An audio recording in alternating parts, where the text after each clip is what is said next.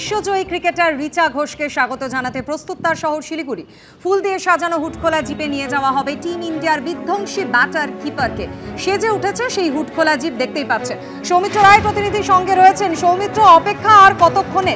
কি বলছেন পরিবারের মানুষজন? কতটা উৎসাহ উদ্দীপনায় ফুটছে গোটা শিলিগুড়ি?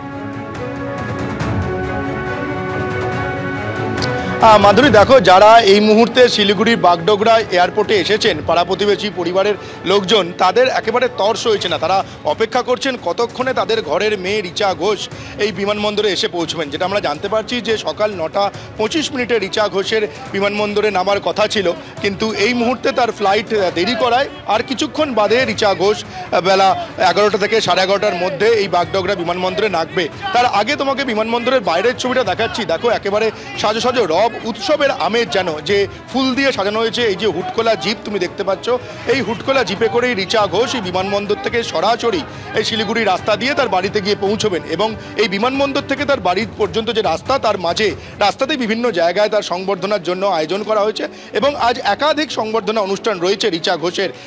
তোমাকে আরও একটা ছবি অজয় দাস দেখাচ্ছে। দেখো, এখানে যারা পাড়া প্রতিবেশী এসছেন, যারা পরিবারের লোকজন এসছেন, তারা একেবারে হাতে রিচা ঘোষের পোস্টার নিয়ে, ওয়েলকাম রিচা ছবি নিয়ে বিমানবন্দরের বাইরে তারা অপেক্ষা করছেন। তারা ভেবেছিলেন যে সকাল 9:25 9:30টার মধ্যেই রিচা ঘোষ পৌঁছে যাবেন, কিন্তু ফ্লাইট লেট করেছে। কিছুক্ষণ বাদে রিচা ঘোষ নামবেন। যারা এখানে হাজির রয়েছেন তারা একেবারে প্রতীক্ষায় রয়েছেন, অপেক্ষায় রয়েছেন। 5 দিন বাদে তাদের ঘরের মেয়ে বিশ্ব জয় করে, ভুবন জয় করে শিলিগুড়িতে এসে পৌঁছচ্ছেন। ফলে গোটা শিলিগুড়ি প্রস্তুত রিচা ঘোষকে সংবর্ধনা জানানোর জন্য, রিচা ঘোষকে বরণ করে নেওয়ার জন্য।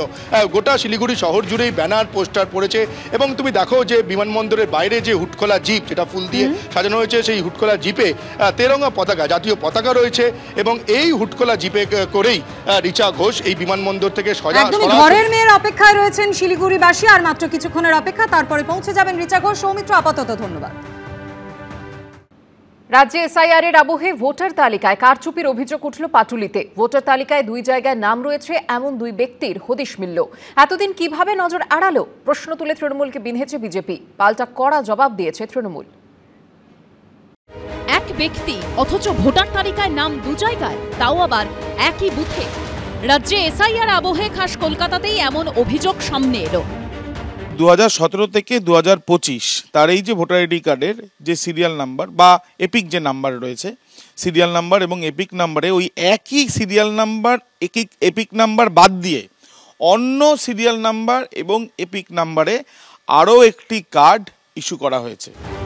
পাটুলের 101 নম্বর ওয়ার্ডের বাসিন্দা বিশ্বজিৎ মণ্ডল। তাঁর দাবি 2017 থেকে তিনি এই এলাকার ভোটার। ভোটার তালিকায় 833 নম্বরে তাঁর নাম রয়েছে। এসআইআর শুরু হতেই সামনে এলো ওই বুথে 850 নম্বরেও নাম রয়েছে বিশ্বজিৎ মণ্ডলের। নাম, বাবার নাম, বাড়ির নম্বরও 2 জায়গায় একই।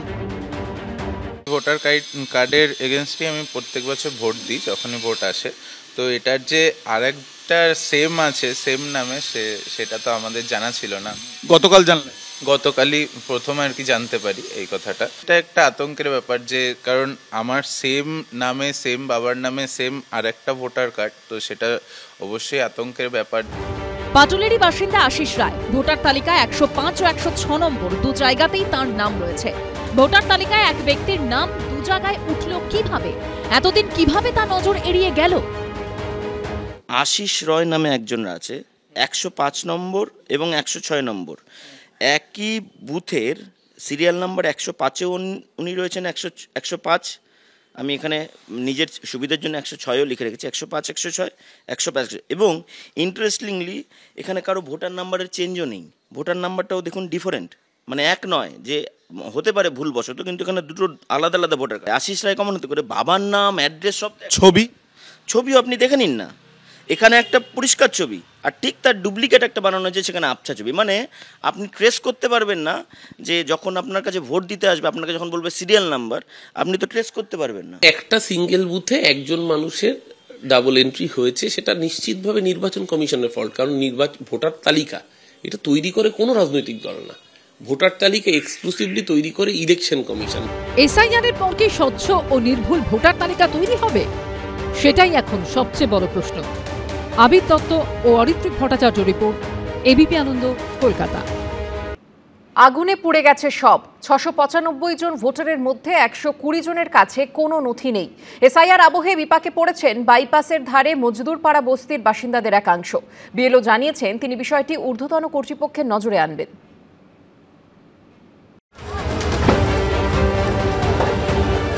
দাউ দাউ করে জ্বলছে ঘরবাড়ি, চোখের সামনে জ্বলে পুড়ে খাক সবকিছু।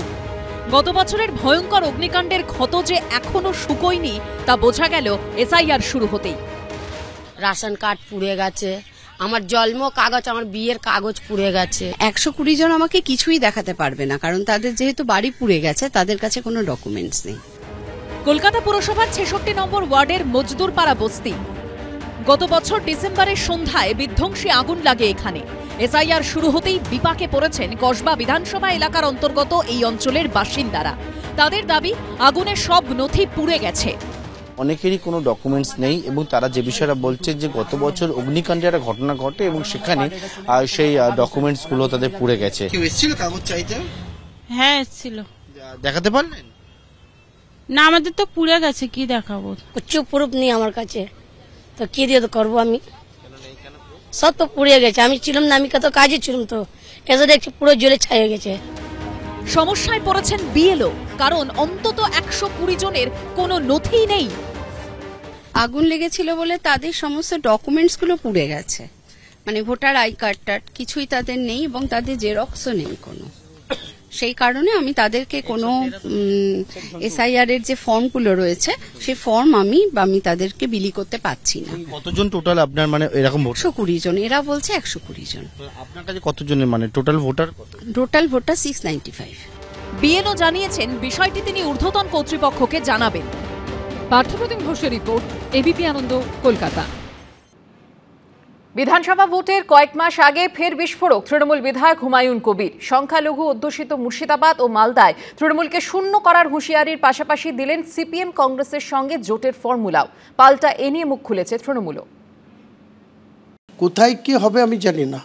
মুর্শিদাবাদের 22 ওটাতে সৈন্য এনে দেবো, আর মালদাতে 12 ওটাতেও সৈন্য এনে দেবো। তৃণমূলের বিরুদ্ধে ফের হুঙ্কার ছাড়লেন তৃণমূল বিধায়ক হুমায়ুন কবির। এমনকি মুর্শিদাবাদ মালদায় তৃণমূলকে শূন্য করে দেওয়ার হুঁশিয়ারিও দিয়েছেন তিনি। কয়েক মাস গেলেই পশ্চিমবঙ্গে বিধানসভা ভোট, দিনক্ষণ ঘোষণা না হলেও ইতিমধ্যেই ভোটের দামামা বেজে গেছে।